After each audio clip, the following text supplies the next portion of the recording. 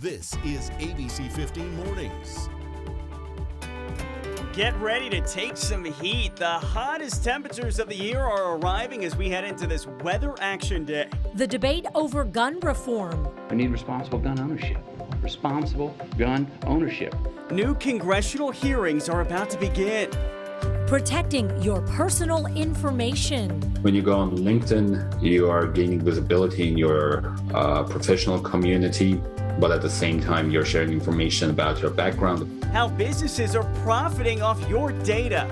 Flu cases are spiking. A lot of folks have, left their masks at home or thrown them away. Precautions you can take to keep your family healthy. All that and so much more coming up on a busy Wednesday. Thanks for waking up with us. Nick Saletti here alongside Allison Rodriguez. Yeah, happy to be with you all on this Wednesday. We do want to get you details now on the dangerously hot temperatures today.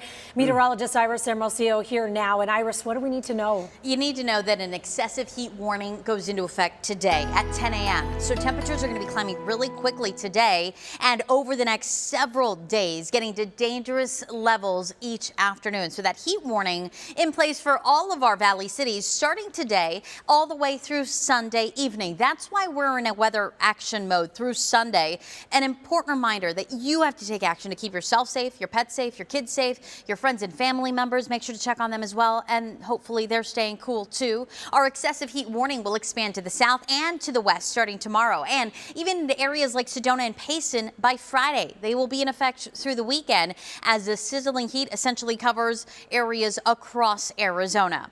We're also going to make a run for 110 today, the first of the year after reaching my forecast high of 107 today. Today looking to top out at 110 in Phoenix. So here's how quickly we warm. We're at 85 right now. We're not going to get much cooler. Our temperature will be back up into the upper 80s by 8 a.m. You can see that we're in the 90s then by 9 o'clock, mid 90s by 10 o'clock, and those triple digits setting in by lunchtime. Pack your lunch today so you don't have to venture outside once we're in the hundreds, right? Then we reach a high of 110 by about 4 o'clock this afternoon. We'll talk about how much higher that temperature is going to climb and how quickly we'll warm through the weekend in that full 7-day forecast. And this is serious because we know heat is the #1 weather-related killer over the next several days. We can't stress enough how important it is to stay hydrated and limit your time outside. Yeah, these are life-saving tips, Nick. And in just hours, hiking, in fact, will be limited in parts of Phoenix. So our Jamie Warren live at Piestewa Peak this morning. And Jamie, the time to hit the trails is now, otherwise another day.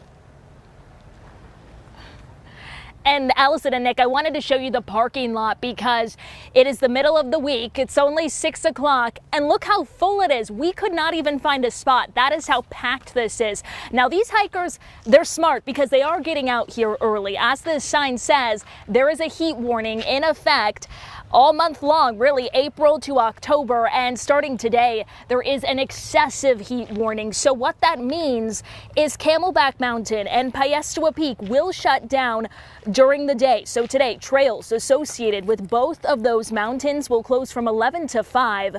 This first was put into place by the city of Phoenix last year after the Phoenix Fire Department was forced to rescue numerous hikers on 110 and 115 degree days. Many of those firefighters suffering heat-related illness themselves throughout the process.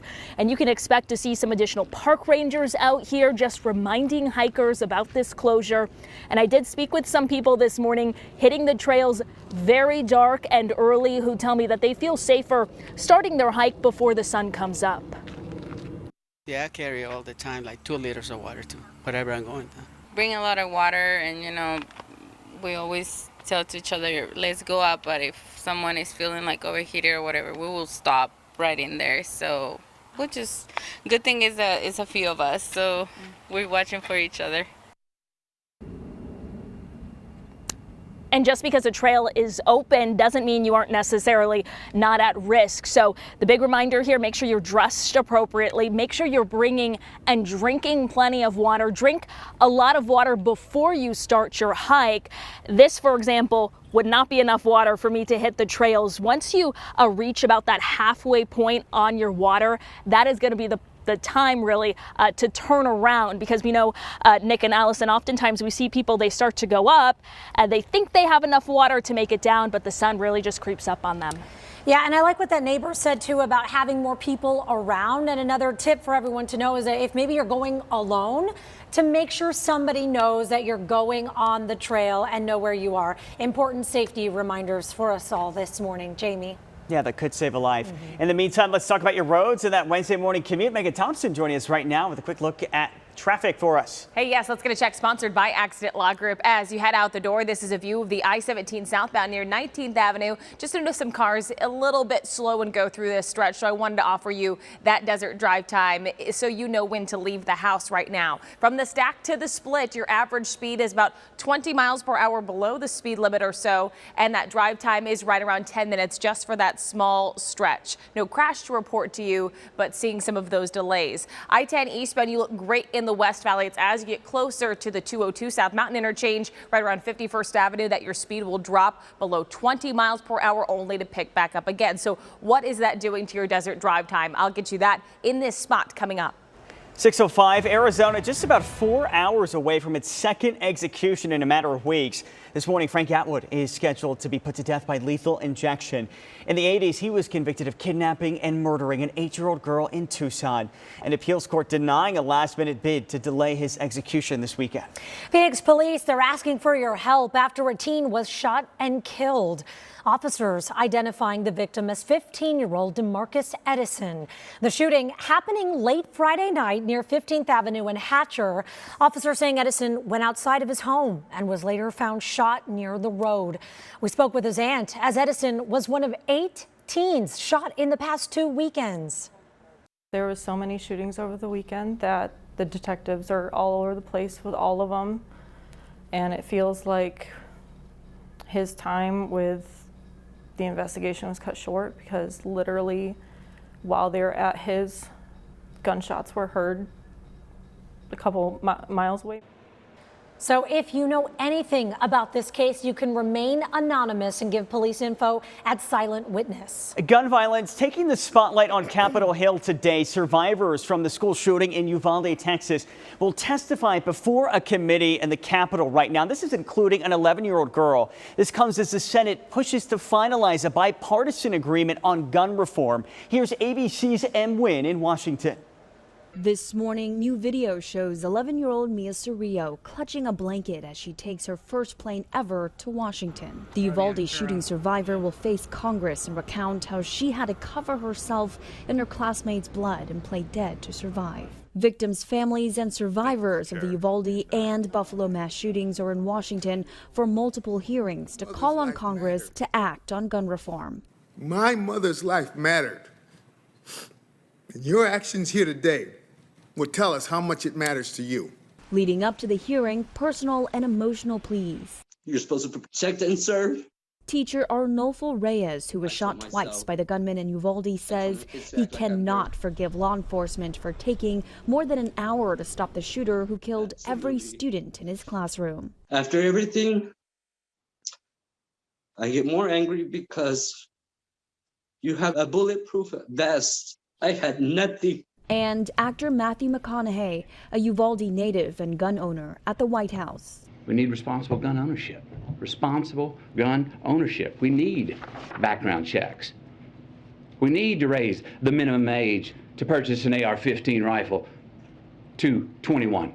That last item, once a non-starter for Republicans, now under consideration. 2 sources telling ABC News Senate Minority Leader Mitch McConnell privately expressed openness to raising the age to buy a semi-automatic rifle from 18 to 21. A group of bipartisan senators are aiming to have a compromise on a narrow set of proposals ready by the end of the week. Senator McConnell hasn't said anything publicly about the age requirement for AR-15s, and privately, sources say, has not pushed for any specific gun policies. M. Wynn, ABC News, Washington. And you can watch that hearing live on ABC 15. That special report will start at about 7 o'clock this morning. Well, doctors in the valley, they've been swamped with flu cases, and that's not typical for this time of year. I want to show you the latest numbers from the state health department. There they are on your screen right now. You can see more than 1,000 cases were reported in the last week of May, and that was the first decrease in months. Now, Noelani Graff hearing from our ABC15 health insiders, and what are they saying about this surge, Nohe?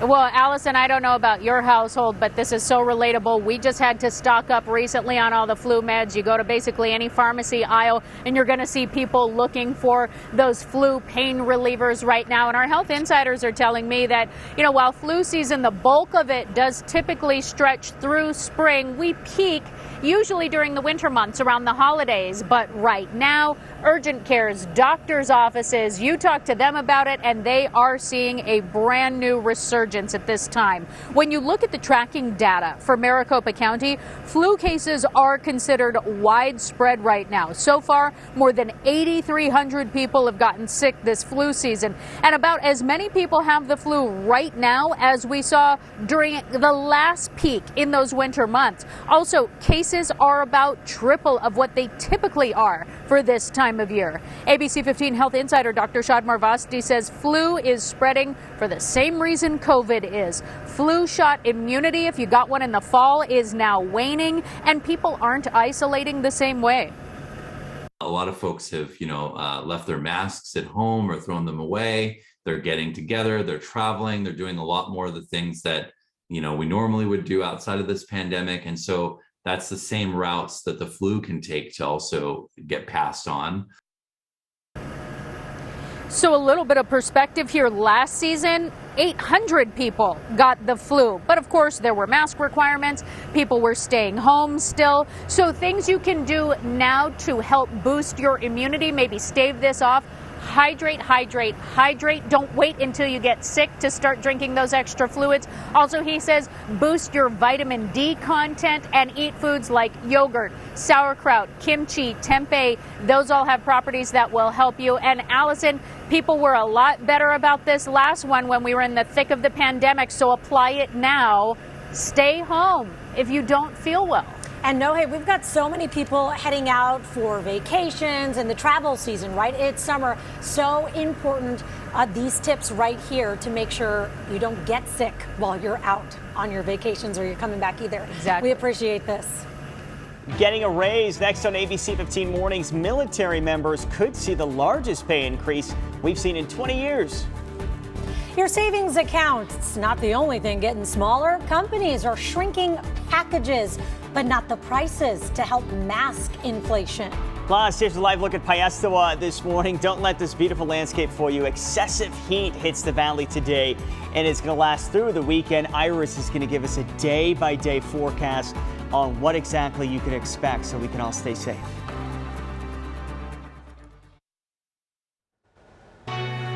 .15, let's get to our morning headlines right now. Today, Russia's foreign minister will meet with officials in Turkey to discuss a plan to allow Ukraine to resume shipping grain to the global markets. Turkey is leading a UN effort to create a safe path for these grain shipments. Ukraine is one of the world's largest exporters of wheat, corn, and sunflower oil. Today, the House Armed Services Committee will introduce a proposal to increase military pay by 5% for next year. That's slightly higher than the Pentagon's budget request. If approved, service members could see a pay increase between $1,300 and $4,500 by next year. President Joe Biden is in L.A. for the Summit of the Americas. Leaders will discuss things like the economy, immigration, and climate change. Tonight, the president's also going to be on ABC's Jimmy Kimmel Live. This will be his first in-studio appearance on a late show since taking office, Iris. Let's talk now about that most accurate forecast here as we take a look at the heat risk, because it's going to be climbing over the next few days. And so essentially what this means is that really all of us are going to be at risk for things like heat-related illness if we are not taking those precautions, limiting your time outside. Make sure that you've got plenty of water and that you're staying hydrated as well. I've gone ahead and posted the signs and symptoms of heat illness on my social media pages so you can check them out yourself so that you are just recognizing them and keeping them in the back of your mind, whether it's you or someone you're with starts to experience those symptoms, you know when to take action. We also have heat safety tips on ABC15.com. Again, other ways to stay safe as temperatures get dangerously hot. I just want to encourage you to take care of yourself. And that's also why we're in weather action mode today through the weekend, as again, that extra reminder that we've got to take action. Yes, it gets hot in the Valley of the Sun, but this is our first major heat wave. We are not yet acclimated to this heat. There's a lot of new people here in the valley too. And again, all of us will be at risk for things like heat illness. So an excessive heat warning starts in the valley today and it runs through Sunday night. Those heat alerts though will expand to our south and all the way to our west starting tomorrow. Then by Friday, spots like Sedona and Payson will go under heat warnings, and those will be in effect through the weekend as well.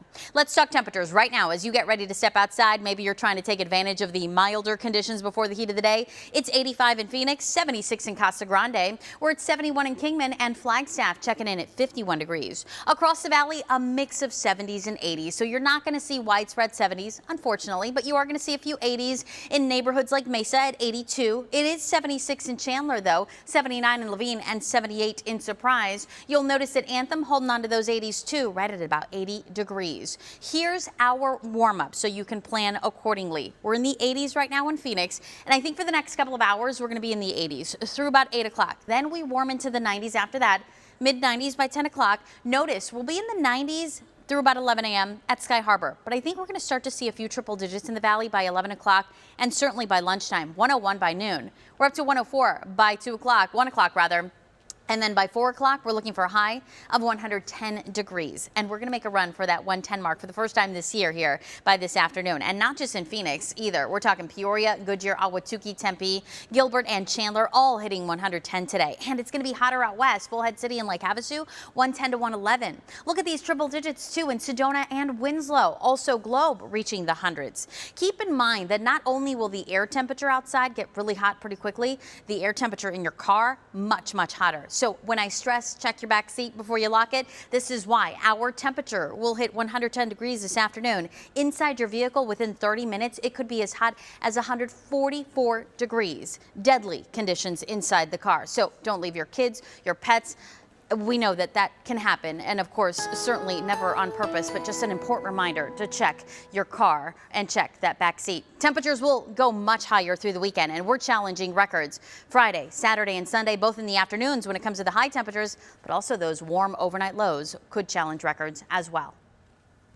ABC 15 Desert Drive Time, sponsored by Accident Law Group. Good Wednesday morning to you. I'm Megan Thompson, and I'm watching those roads for you right around 620 here as we see the I-10 eastbound near 67th Avenue. We're seeing a little bit of slowing through this stretch. Nothing too major to warn you about, but those brake lights are beginning on your commute here this morning. That speed right in that area where I showed you that live picture is right around 30 miles per hour. As you get closer to the stack, though, we do see some improvement in your speed. And if you're coming from the West Valley, you have green conditions too, as you get closer to that 202 South Mountain interchange area, that will be tapping those brakes a little bit more. For that full stretch on the I-10 eastbound from the Loop 303 to the mini stack, you're looking at a drive time of about 24 minutes, but a wide view of those current traffic conditions shows mostly green, but maybe you're heading out the door a little bit later. Here's a look at traffic predictor on the I-10 eastbound from the Loop 303 to the mini stack. Right around 7 a.m. that speed will drop to about 50 miles per hour.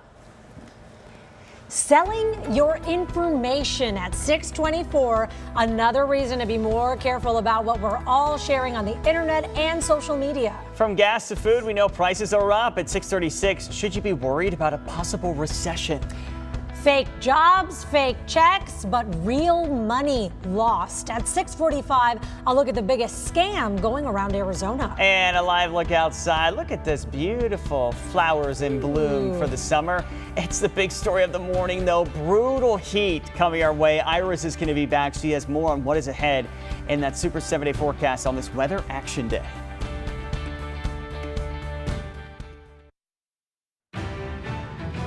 Well, your personal information is for sale, and you probably don't even know it.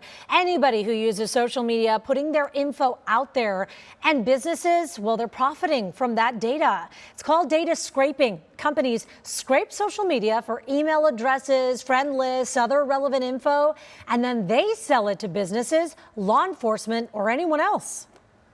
The results would include information that that person has shared on LinkedIn, information they've shared on Instagram, Facebook. The integration of these information in one place is one way to monetize it. And there are already companies that do this, provide this as a service.